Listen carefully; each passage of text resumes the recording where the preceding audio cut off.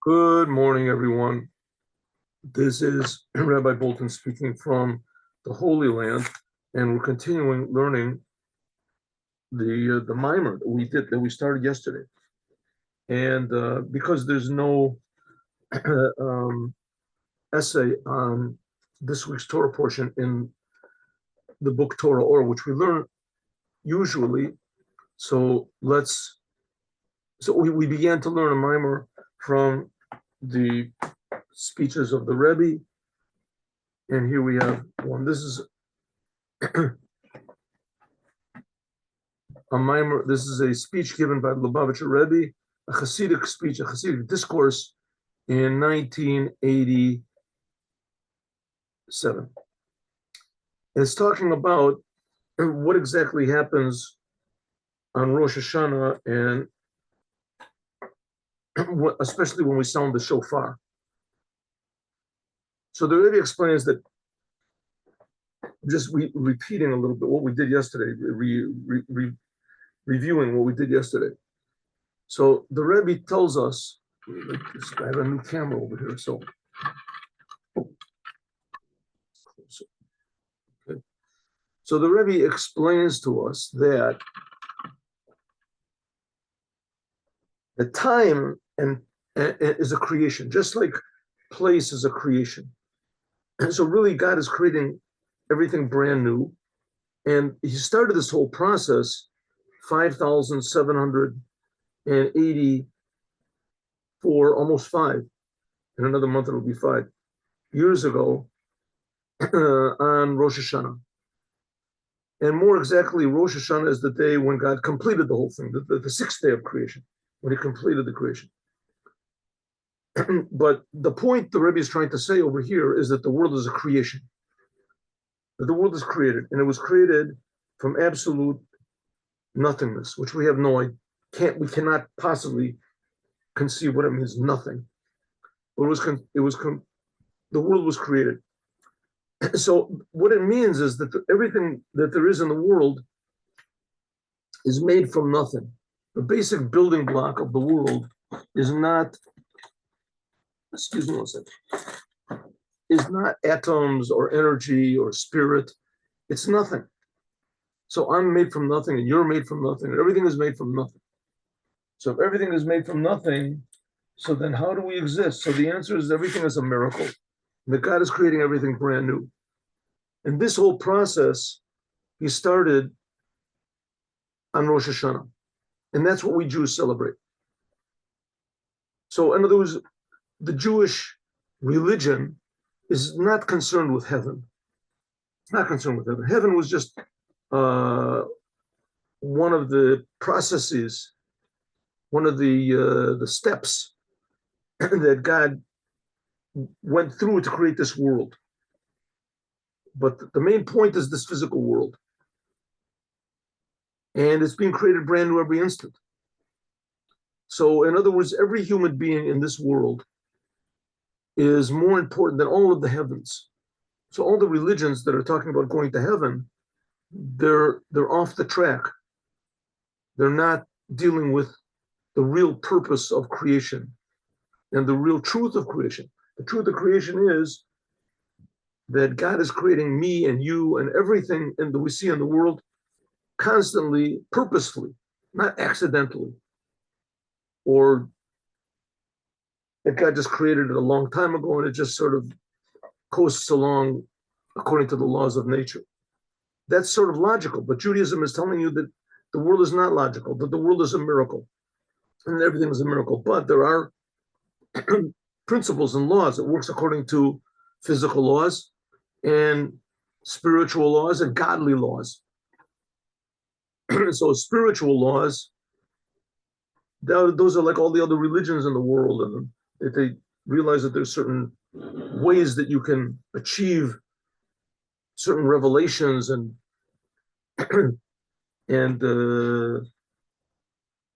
awareness of what's going to happen after you die.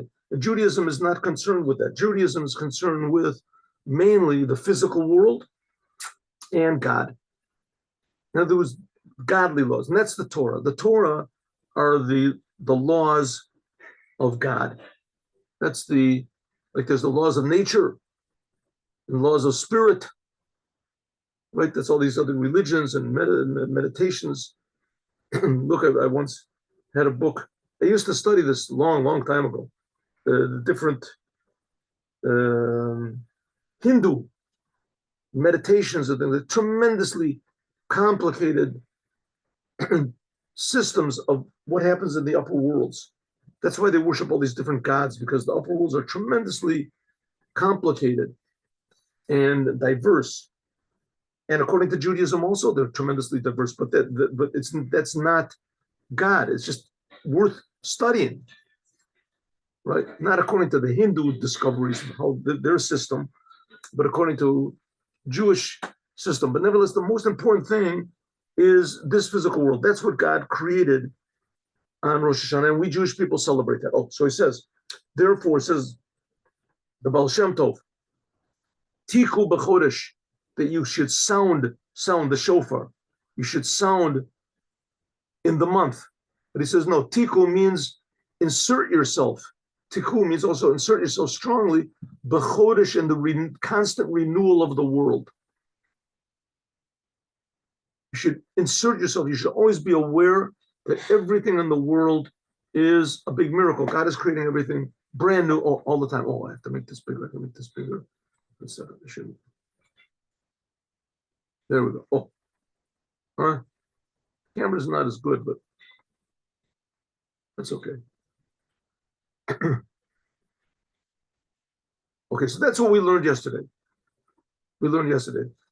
So that's the main, in language of Kabbalah, that's called on Rosh Hashanah. What do we do?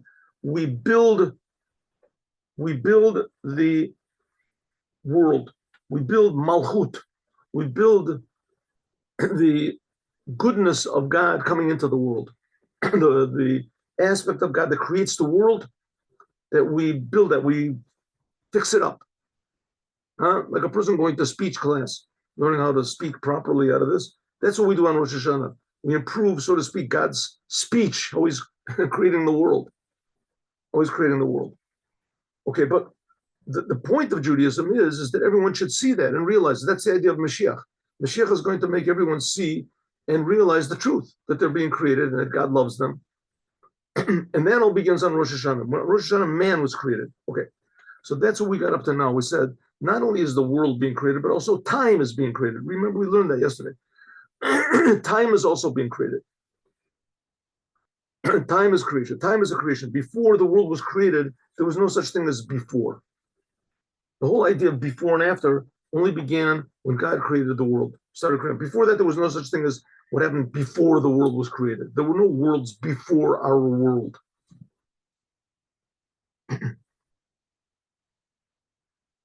What was there? What there is now. What there is now. What is there now? Pure truth, pure godliness. But for some reason or other, God decided that was not really truth. Real truth can only be found in this world. This world is created because it's much more important than all the upper worlds. And part of this world is time. Time. So time was created also on Rosh Hashanah.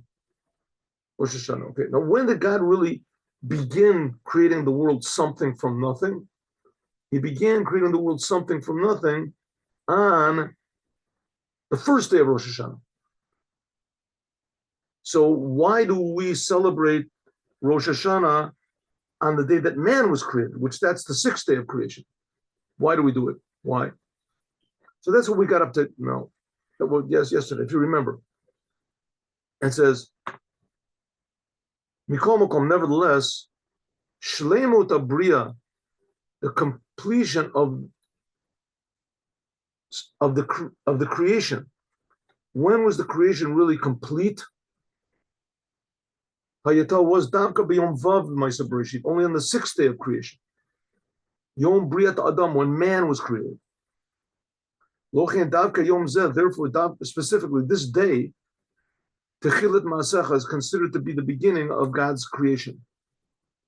V'zichron Yom Rishon, but it is a remembrance. In other words, we remember why God started the whole business on the first day, why he created the world.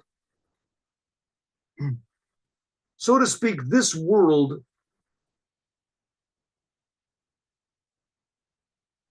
reveals the essence of God much more than all the upper worlds could possibly do. This physical world. So God didn't create this world just as a testing ground. The main thing is go to heaven. It's not so. This world is not a means and heaven is the goal. No, heaven is the means. And this world is the goal. That's what Judaism celebrates. Therefore, no other religion or philosophy or whatever it is celebrates the day the world was created.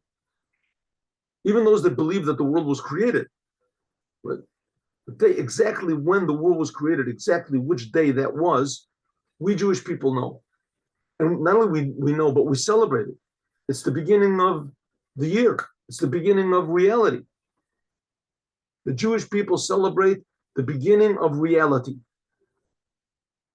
Before that, there was no reality. There was no existence. God created reality. He created existence. Okay, so this same God, the Rebbe is trying to take this out of the realm of religion, take it out of the realm of Judaism, and put it into laws of nature. It'll be laws of simple physical nature. Everyone will see that the laws of gravity and propulsion and all these other laws that are in nature, and the nuclear physics and regular physics and all this, that all of them are really creations of God. And that's, by the way, that's the idea of a miracle. Why Judaism is based on miracles. God took us out of Egypt and he changed nature. Is to show us the first of the 10 commandments is, I am God that took you out of Egypt. In other words, that nature is real. And God put us here to change nature, to make nature according to what the Creator wants. And in order to do that, we have to change it. God created the world so that we would change it and fix it up. That, by the way, I think is what's going on now in the world. I mean, if you see what's going on in the world, is anti-Semitism. There's absolutely no explanation for it. Absolutely no explanation. There's no way you can possibly explain what's going on in the world. Normally intelligent people, professors and things like that, just totally incomprehensible what's going on in the world, right? What's going on in the world. At least in Germany, they had a reason to think maybe they were the superior race, and they had science, they had some. Here people hate the Jews for absolutely no, what's the alternative to the Jews being in Israel? Hamas, people that have never done anything positive, not in science, not in art, not in anything. All they've done is murder. All they know how to do is murder. They murder their own people. They murder everyone, right? As people, nobody cares. Suddenly it doesn't make any sense. Doesn't make it. They just hate the Jews. You guys got to hate the Jews. Israel belongs not to the Jews. The Jews they conquered it. They conquered the Jews. I mean, there's absolutely no basis whatsoever in history and logic and anything that why is it all of a sudden they hate the Jews? This is the reason why. Because the Jews are here to change nature. They're here to change the nature of man as well. And people resist that. It's a scary thing. Who wants to do? Okay, that's what the Jewish people celebrate. We celebrate the fact that God is creating everything. And I mean, listen, what's the alternative to Judaism? The United Nations. That's the alternative. That's what they all hate the Jews. They're supposed to make a better world. The United Nations is going to make a good world, a perfect world, a harmonious world with brotherhood and love and all the things that communism promises. And this it's going to be a wonderful. Look what they're doing. Look what's going on. They're the examples of the leaders of the world. They're all decadent terrorists, all of them. The United Nations. They all united against the Jews. That's like united The nature of the world is saying we're going to be the boss, not the world. That's like the Tower of Babel. It says that they made the Tower of Babel in order to oppose God. They did it according to certain unity. That was their secret, was unity. They unified themselves. Because of the unity, so God said, I can't do anything against them. I have to confuse their language. So God will do the same thing now. But meanwhile, we have to do what we're supposed to do. Forget about them. Forget about the world that's just waking us up, right? The world is waking up. You have a clock next to your bed, and it's waking you up, so you don't smash the clock. You realize the clock is there to wake you up, to go to work, right? To go to work is not the clock, it's how bad the clock is and what we should do, take steps against the clock, and we have to stuff our ears up against the clock, and maybe put the clock in a different room, right? What should we do again? Maybe we should take self-defense, we got to get guns, we have this. Listen, what's going on in the world is a wake-up call. And this is what it's waking us up to, exactly this, that God is creating the world. And the most important thing in the world is man, because man can change the world.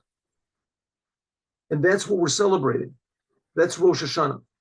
Nevertheless, Shlema Sabriya, the completion of the creation was on the sixth day of creation. That's the day that man was created. Lochen Davka Yom Zeh, therefore, specifically, this day is called the beginning of God's creation. And it's just a remembrance for the first day, why God created the whole thing on the first day, is in order that man should come on the sixth day and change it all, improve it all. Now we can understand, Sheyom said that this day is called Chesed. Remember we said, let's go back to the beginning. Tiku b'chodesh shofar, sound on the month, when the moon is new, it says, shofar, b'chesed, on the special day. And the Torah doesn't tell us which day that is.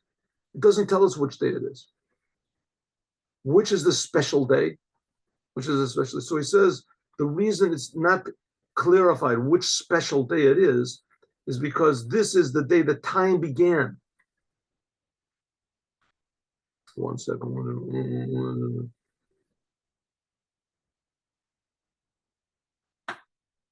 minute. Where did I get up to? Oh.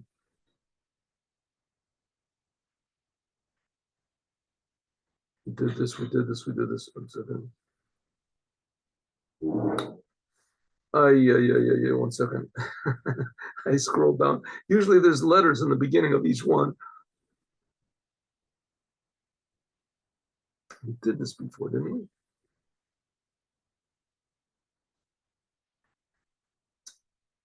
One minute.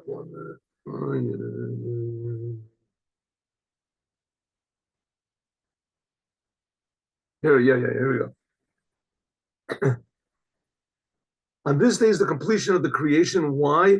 Because this is the day that man was created. That the first man, he brought about importance in this day. That's why man is called man, Adamala Elyon. He is similar to God.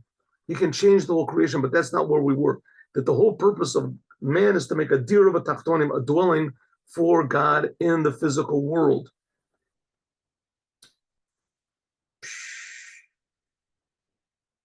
What happened? Why? How did I miss this? 1 minute. Isn't that something?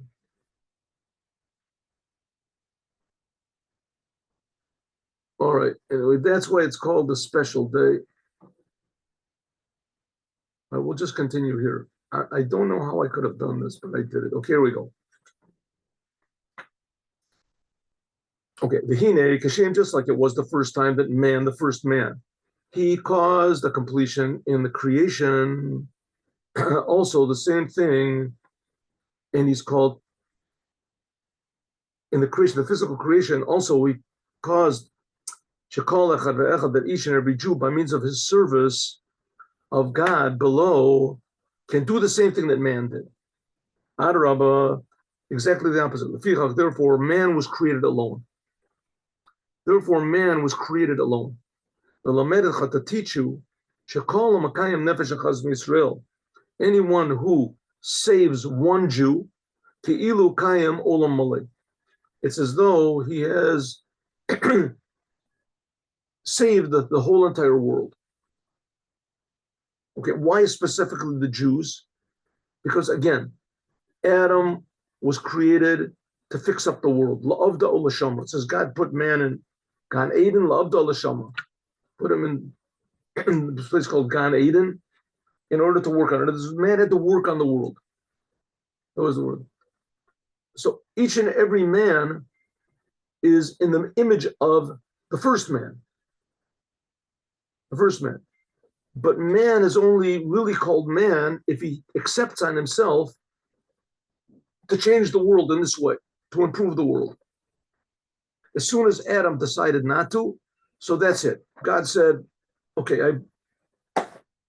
you disappointed me. That's not what I created man for. We had to wait 2,000 years until Abraham came along. And then Abraham started this whole thing brand new. So Abraham was really the beginning of the Jewish people, but he was really just carrying out what every man should have done, what Adam should have done, what the whole world should have done. So therefore, the Jewish people, they're called man. Even though the Jewish people all don't do what God wants, but they have the potential to. That's the covenant that God made with Abraham. That the first man was created alone, that he was similar, Adamah, he was similar to the Creator. Namely, that's the level of Yachid, that's above God being just one. It says that when saying Shema Yisrael, that God is Echad, he's one. One means that it implies that maybe there could be a number two. In other words, when we say that God is one, it means that this world that we see that seems to be separate from God, seems to be number two, it really is not. That's Echad. But there is a question that's asked, why do we say that God is one, that there's a world, and we have to remember that God is not a separate entity from the world? What we should say, God is Yachid. Yachid means unique, alone, because that's what God is. God is unique. There's nothing except for God. And every single Jew is also created in the image of God. So every Jew, in his essence, has this feeling of, I am specially created by the Creator. Just like God had a ability to create, as I'm commanded by God to improve the creation. So it's me and God alone. That's what it means, Yechid. Why? So therefore it says anyone who saves one Jewish soul, it's as though he saves the whole entire world. So that's what the whole entire world was created, just for one Jewish soul. So every single Jew, therefore, isn't precious. That you could see the example of this was the Lubavitcher Rebbe, but that's perhaps the main reason to say that he's the Moshiach, because the main thing of Moshiach is to wake up all the Jews, every Jew, and that we see that the Rebbe uniquely, there's no other leader in the Jewish people that even tried to do such a thing, to actively try to wake up every Jew to Torah and the commandments. That's the whole idea of the Chabad houses all over the world. It's not just to feed wandering Jews. It's also to make them realize who they are. Okay, Biranian. So that's the whole idea. So if so, we see Rosh Hashanah, this holiday of Rosh Hashanah. Let's see, maybe I can fix this a little bit. Just give me 1 second over here. Give me 1 minute. Video settings. With this camera, can I do this? No, okay, I'll just leave it alone. Okay, I thought I would make this thing is very red. Biranian explanation is how it is that fixing up God's kingship, in other words, God's creative force that creates the world, on Rosh Hashanah, this is with a specific time and with the service of the Jewish people specifically. So what are we saying? The Jewish people are chosen by God. They're chosen by God to improve the world, to fix the world up, to make the world a godly, blessed, happy, harmonious, healthy place. That's what the Jews are created for. That's what the Jews are created for. When were the Jews created? On Rosh Hashanah. Rosh Hashanah was the day that God created the first man. And his job was, he was created for this job, to fix up the world. And Abraham took on this job. Adam didn't do it, took on the job. But nevertheless, it was still there latent inside of every, in the world, until Abraham came along and woke it up. Woke it up. And his offspring, they're called the Jewish people. Okay. So he said, if so, Adam was created on the sixth day of creation. And he was created to give purpose and meaning to time and place. And time and place are really creations. It says the Rebbe, that's the trick that we can use to realize that every instant is brand new. Every instant is like the first instant. God is creating everything brand new every instant. And that which there's a continuation, it seems that it's not a miracle, it's nature. That's because God did this miracle. He does this miracle constantly, over and over and over again, so we get used to it. But we see that, in fact, that's what the Rebbe is trying to tell us, what the fact is, that this world is an amazing miracle, and it was all created for man to make everyone see that it's a miracle, and to realize that there's a creator, that he's bringing about this amazing miracle of time and place. Okay, so this, you might, you might think you can do anytime, right? To realize the oneness of God. Every second is brand new. So why pick a special time to do this?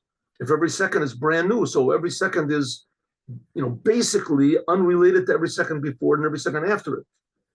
So we say, no, let's not take this thing to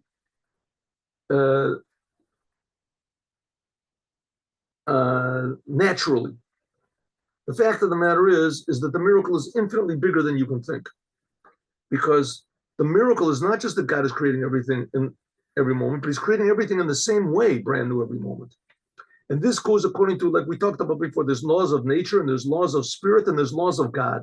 The laws of God are that on Rosh Hashanah every year, this begins in a big way again. We get a clear picture of this, of the truth it says, okay.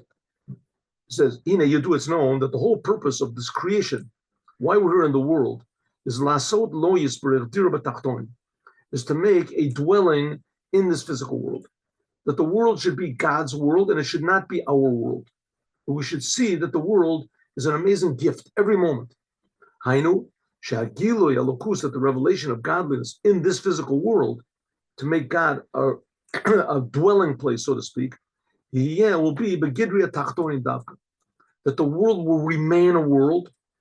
The world will remain a world just like it is, and that there'll be people with jobs, with farmers and workers and businesses, everything just exactly the way it is now.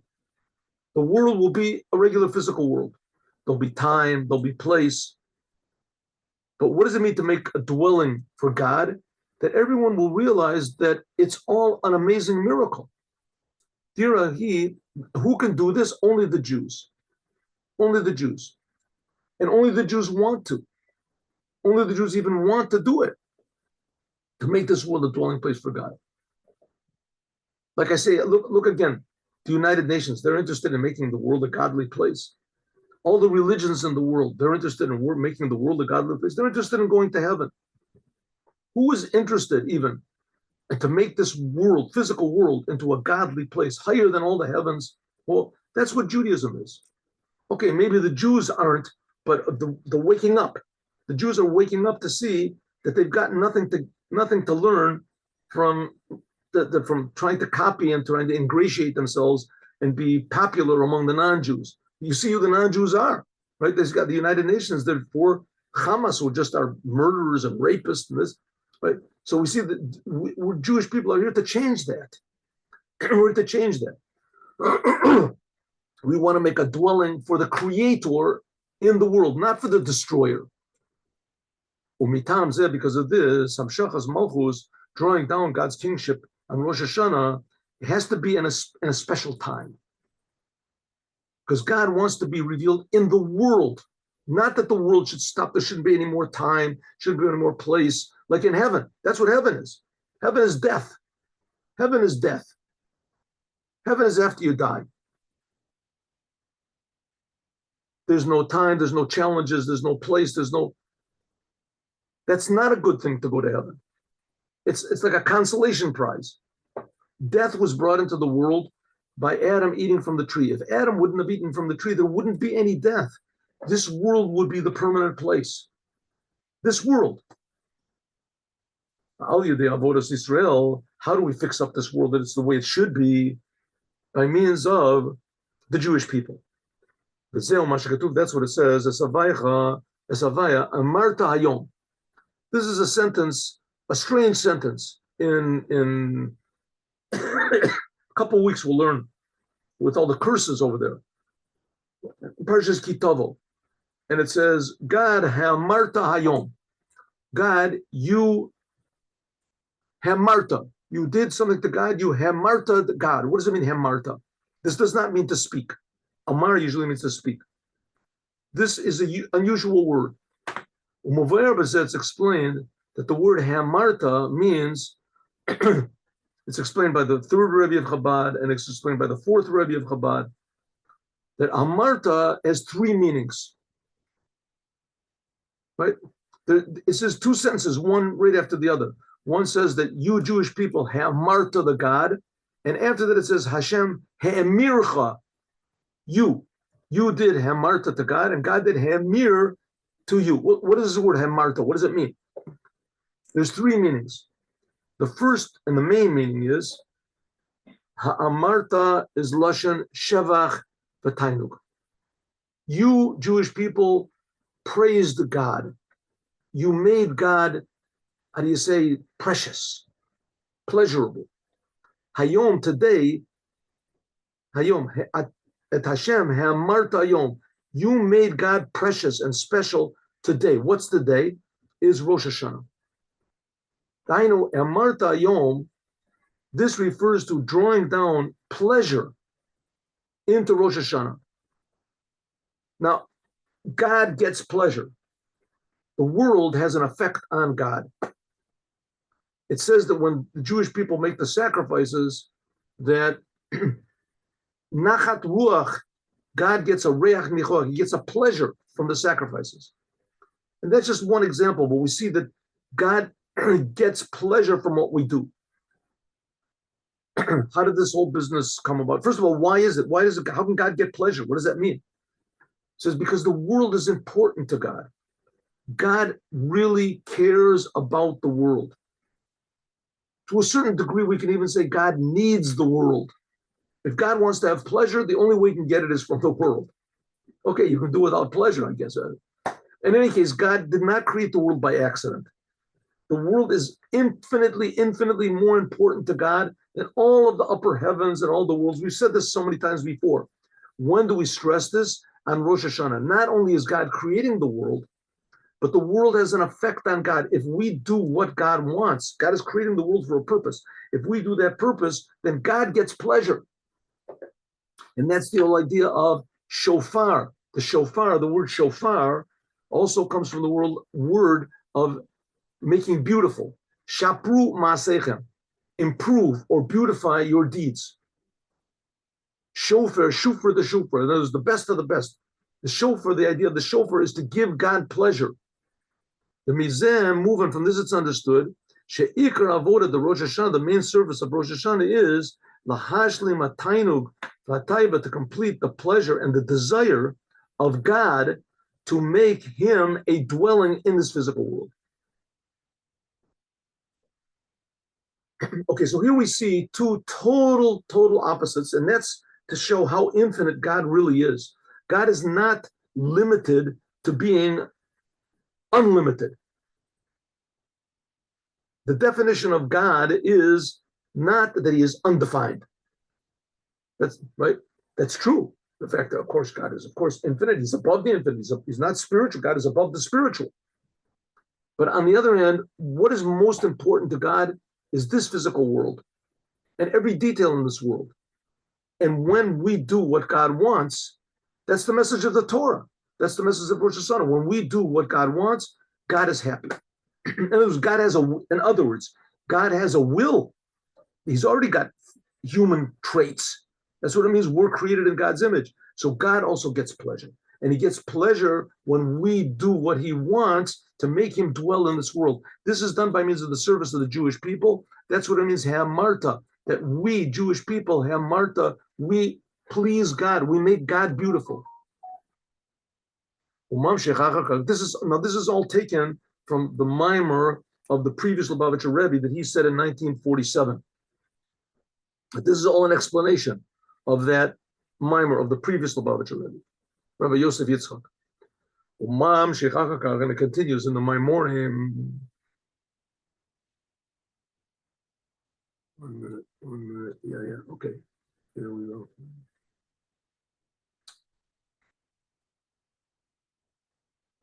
And it continues after in the Maimorim. This is in the Maimor of the previous Lubavitcher Rebbe, that this is the whole idea of Binyan HaMalchut. That's the idea of building, so to speak, God's speech to create the world on Rosh Hashanah.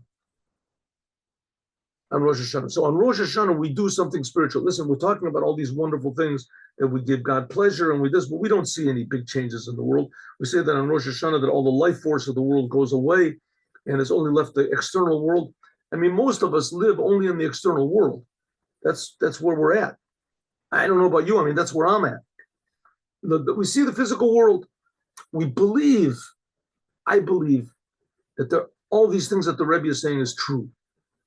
And to a certain degree, once in a while, I can really convince myself and really feel something is going on. But this is not a normal type of understanding. This is a godly understanding. That's the thing of the Rebbe. That's what a Rebbe is. Okay, so it says, on Rosh Hashanah, we bring about a tremendous spiritual change in the aspect of God that creates the world. That aspect of God which creates the world is called Malchut. And that becomes active, especially on Rosh Hashanah. It's open for change. Kamavur, like it's explained in the writings of the Arizal, that this is done. How do the Jewish people change God's will? How do they improve this power of creation of God? Well, we just finished saying by sounding the shofar.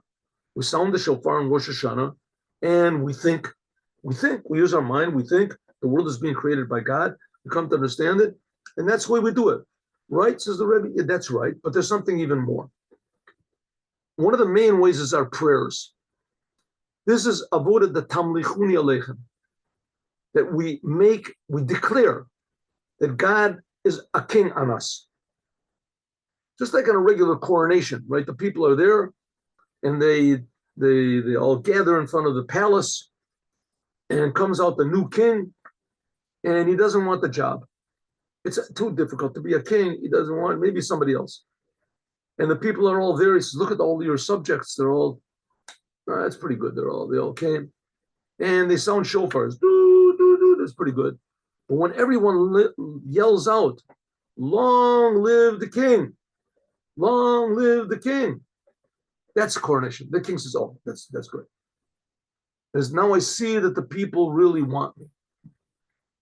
I see they really want me.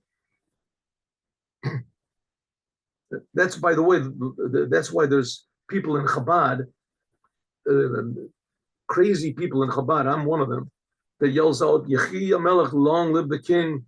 The Rebbe is, because the Rebbe himself said that the Moshiach is going to be a king, and you want to coronate the king, so you have to say, long live the king.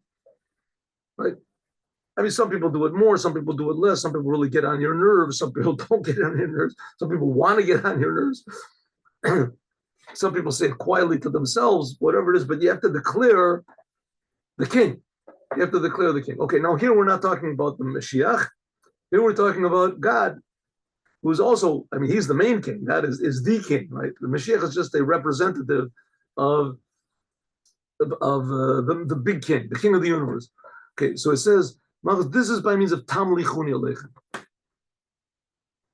by means of declaring and really believing that we say, God, we want you to be a king on us. Okay, now what is a king? Just we have to get this a little bit clear. What is the king? It also relates to Moshiach. What do we have to have a king Moshiach for? Let's just, how did the Zionists say, the religious Zionists will come to the land of Israel, and that's Moshiach. Moshiach will come if he wants to. That's going to be in the end. But we'll get all the Jews to Israel, and that's Moshiach. That's the beginning of the Moshiach, right? Why not? What's the problem? What's the problem? Why do you have to have a human being, and he is the Moshiach, and before Moshiach comes, it's not going to be, the Jews are not going to go to the land of Israel. A few will go, but why do you have to have a person? Because a Mashiach is going to be a king. And the same thing with God as a king. What's the main aspect of a king? A king makes you do things or convinces you to do things that you don't want to do. There's things that a king tells you to do, say, think, that you only do it because the king told you to. If you were left on your own, you would never do it. You would do the opposite. That's a king. We see this clearly in the desert. God took the Jews out of Egypt, and he gave them the Torah. And as soon as they felt that the king was not there, that Moses wasn't there, they worshiped the golden calf. And afterwards, Moses said, let's go into the land of Israel. They said, we're not going to go to the land of Israel. We don't want to go in. And then Korach stood up and they said, let's make a new leader. Say, let's make a new leader. Right? Why? Because Moses was getting on everybody's nerves. He was making people do things that they don't want to do. They don't want to do. And that's a king. A king is a person that declares and changes everybody's will, sometimes by force. Sometimes people say, whatever the king says, that's what I'll do. That's what I want to do. So now on Rosh Hashanah, we begin this whole business and we declare God a king. What does it mean we declare God a king? We say, listen, God, the whole year I thought I was calling the shots. I did what I wanted. I said what I wanted. I thought what I wanted. It was good for me. I thought doing Torah commandments is the best thing for me. So it was all for me. I'm going to go to heaven. I'm going to get Rosh Hashanah. We say, no more. That's it. That's it. You're the king. I'm not going to do anything that I want. Everything I'm going to do is what you want. I hope that I want what you want. That's what I hope. But making God a king means from now on, you're the boss totally. I'm only going to think what you want. I'm only going to say what you want. That's what it means of making God a king. Oh, it's not so easy, huh? But we have to remember that God is creating us. We belong to God. God does not belong to us. We are big miracles. Okay, to say this is easy. I mean, I myself, I'm not saying that I exactly, fulfill this, but I try. I can honestly say that I try, not all the time, but especially when I give this class, I try. I remind myself. But still, it should be a guiding feature in our lives. Nature is a very strong thing. Nature is very strong. And it's very tricky. It's not always like totally evil. Your natural impulse doesn't come and say, burn down buildings and go and worship idols and kill people. No, it just says, do little things. Look over here, say a little bit this, do that. And why? Because I basically think that I'm the king. I can call the shots at least some of the time. Rosh Hashanah, we say, no, God is creating everything all the time, and he's the king all the time. Okay, so that's Rosh Hashanah. We declare God to be the king. In order to do this, there has to be hasaras kol alomos v'starim. You have to remove anything that conceals this true desire that every Jew has to do what God wants. The yesh leba'er, we can continue, we can explain, and what it says over there in the Mamar. What it says over there, the Mekiv, and since the Rosh Hashanah, that a malchut mitchasit u'mitalemet, we said, what happens on Rosh Hashanah? Exactly the opposite of what we said. On Rosh Hashanah, we said that God, that's when God started creating the world. We're saying now on Rosh Hashanah, what happens is that God removes himself from the world. Remember, we talked about that God made man fall asleep and he created a woman from him. So here we see that God's creative force on Rosh Hashanah, that's what the Kabbalah books tell us. And on Rosh Hashanah, God's creative force goes away. And that when we sound the shofar and we declare God a king, then it comes back anew. So if so, this whole service of serving God and making God a king is by means of hagdamat. We have to first of all precede and change our attitude. Bittul, surrender to God. We have to negate, surrender, hakisui v'helam v'hester. We have to surrender everything that conceals our devotion to the king, to God. We have to remove what covers over godliness? Ourselves, our own selves, what makes me feel good, what I like to do. The Zeh Kolel, so we have to remove that on Rosh Hashanah. This includes the bittul kol and yanim and babalbalin, doing away with any of the things that confuse. This includes the bittul aguf, etc., etc. I thought about this morning. I don't know if it's anyway. There's all these movies, very popular. These movies that they have about some one guy. He's like an expert fighter. He's an expert fighter. He served in the special super secret services, whatever, and now he is free to fight against the bad guys. And that's the way it's been all the time. The Lone Ranger and the Hopalong Cassidy, all these people, that they're the heroes, right? They're the heroes. They have power to get rid of the bad guys. Okay, so what did I think this morning? I thought, listen, the problem with the world is not so much the bad guys. It's not the bad guys. The problem is that everyone is not like the Lone Ranger. Everyone has not got the power to stand against him. If everyone had the power to stand against the bad guys, there wouldn't be any bad guys. They wouldn't do anything. Just there happens to be people that are weak and people that are weak and people that are strong take advantage of it. Right? So we're talking about, let's talk about us, right? Me, everyone in themselves. The problem is not the world. The problem is that I'm not strong enough to go against the world. If I was strong enough, then there wouldn't be any problems. The world wouldn't start up with me at all. It wouldn't begin, right? There's always in these, the movies, whatever, there's always the weak people and the strong people save the weak people from the evil people. But if the weak people weren't weak, if everybody was strong, then there wouldn't be any evil people. The evil people would be afraid to stand up and do anything. The same thing is with inside myself. If I was just strong, then the bad things in the world wouldn't have any power. There wouldn't be any bad. The way to do away with the bad is to increase the good, to strengthen the good. Okay, the situation in the world, when it gets to the point that you have no choice, you have to fight World War II, you have to fight against the enemy. But ideally, Moshiach is going to come and make everyone so strong spiritually that there won't be any place for negative, stupid, destructive, suicidal, depressing thoughts. So that's what he says. He says, so you have to do away with the bad things, including all the bad things of the body, being sick, etc. Refuah karova shalema. When people are sick, so they can't function properly. But if people would just be strong, healthy all the time, then there wouldn't be room for sickness, right? I think 90% of diseases come from people's attitudes, from tension, from negativity, and people bring bad things on themselves. Okay, it's hard to do away with this, but nevertheless, we do. So that's what the Rebbe says.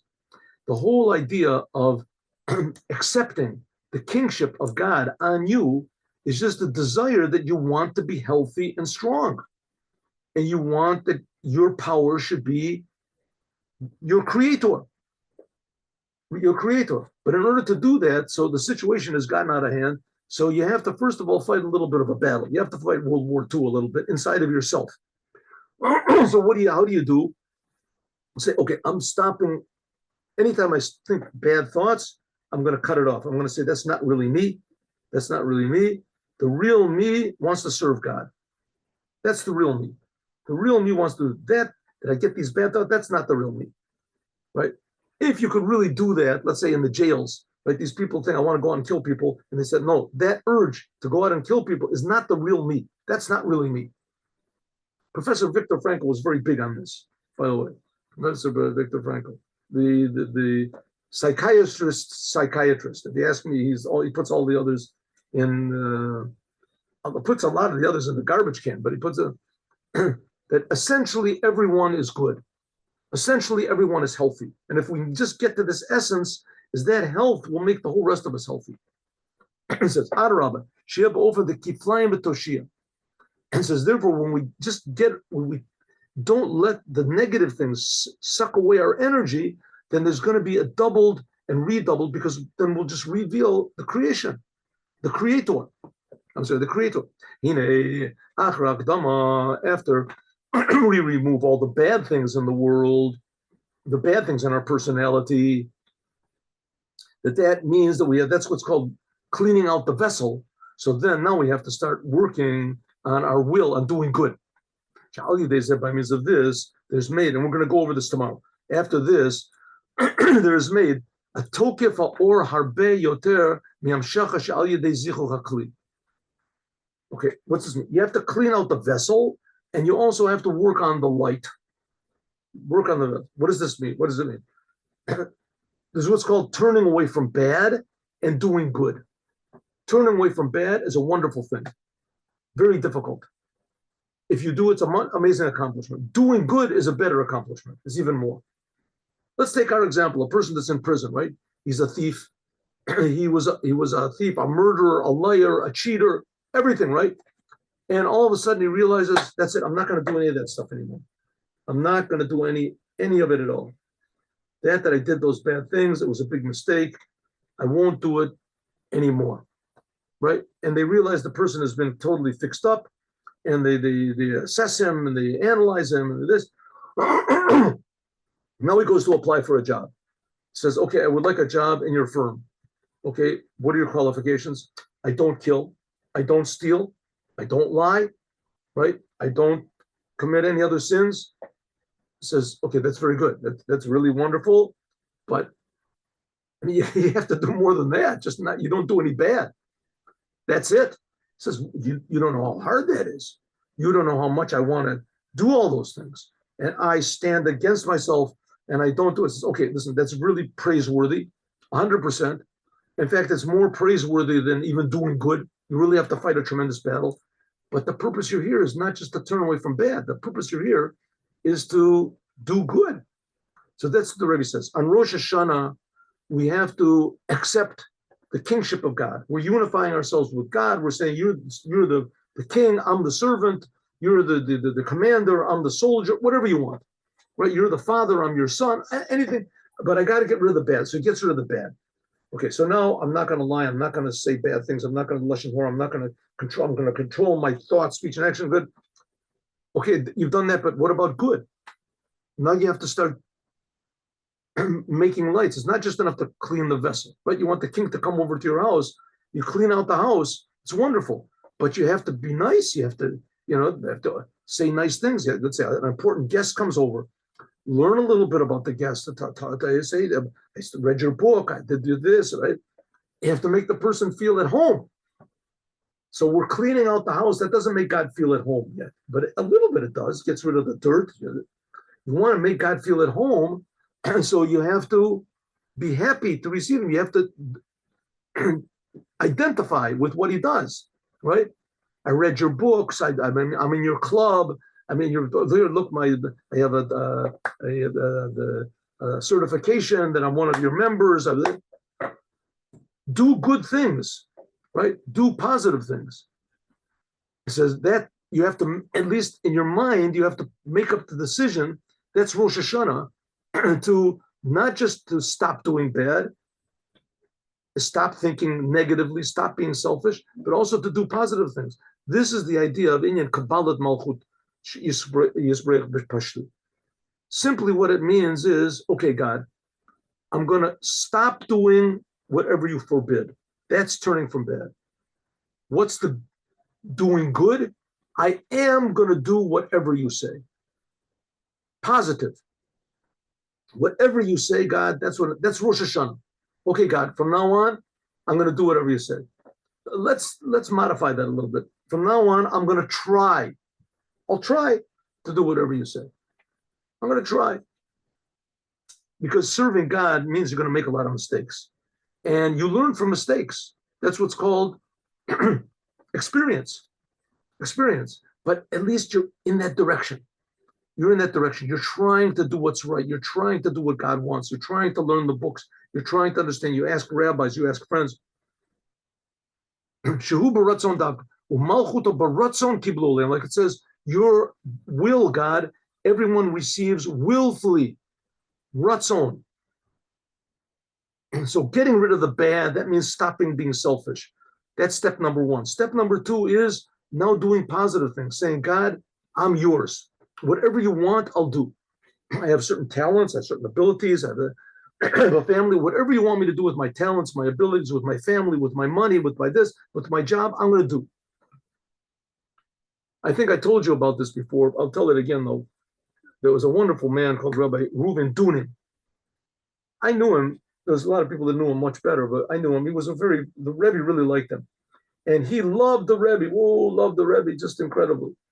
And he went to the Rebbe. He used to be a tractor driver, and he saw the Rebbe, and he just fell in love with the. So he went to the Rebbe, and he gave the Rebbe a deed to his house. He said, "The Rebbe, the house is yours.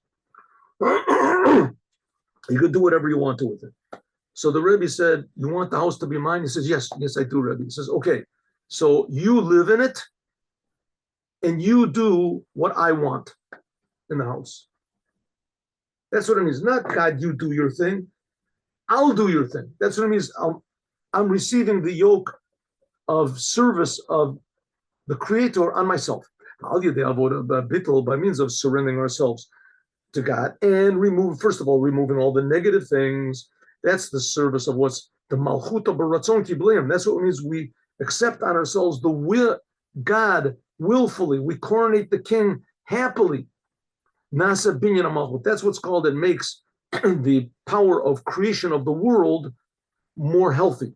It builds malchut. The shlemut shavo, it becomes complete.